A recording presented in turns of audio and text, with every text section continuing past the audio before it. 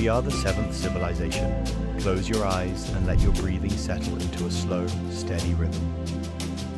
Tonight we drift far back in time, far beyond the borders of recorded history, into a world where memory blurs into myth, and myth hides fragments of something older. There is a line in the Sumerian king list that scholars have puzzled over for more than a century. A single sentence, almost casual, yet heavy with implication. It says that the flood swept away everything that existed before, and that afterward kingship descended from the heavens once again.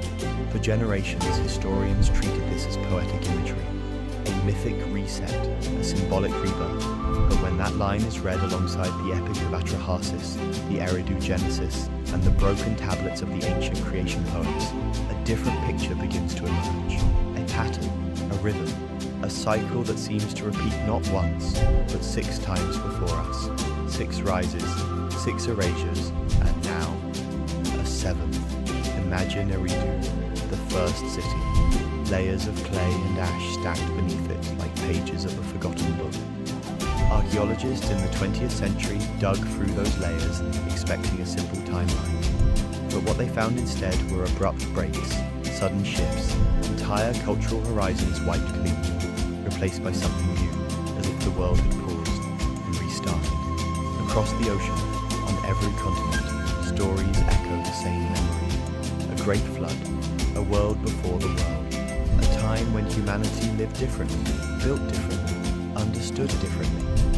These stories are separated by thousands of miles, yet they hum with the same melody, like distant instruments playing a shared song. Some researchers began to wonder, what if these weren't coincidences? What if they were memories, carried across generations of civilizations that rose long before ours? The king list speaks of reigns lasting 28,000 years, not the lifespan of a single king, but the lifespan of an age, a cycle, a chapter in a much older story. And if those cycles are counted, 6 appeared before the one we live in now. Tonight we walk through those forgotten ages. Picture the first civilization, shrouded in the mists of deep time, a people who watch the stars with an understanding we no longer possess. Their world ended suddenly, swallowed by forces we can only guess at. Then came the second, builders of stone whose monuments may lie beneath oceans or deserts, waiting for the earth to shift again. They too vanished, leaving only whispers. The third rose from the remnants of the second, reaching heights of knowledge that flicker faintly in myths of sky gods and watchers. Their fall was slower, a dimming rather than a collapse. The fourth civilization left traces in the oldest flood stories, tales of a world washed clean. The fifth carried fragments of the old knowledge, but their time ended in fire rather than water. The sixth, the one just before us, may be the civilization remembered in the earliest Sumerian tablets, a people who rebuilt after the last great reset, passing down what little survived. And now, according to this ancient pattern, we are the seventh, not the first, not the pinnacle, simply the latest chapter in a story that stretches far beyond the boundaries of our recorded past.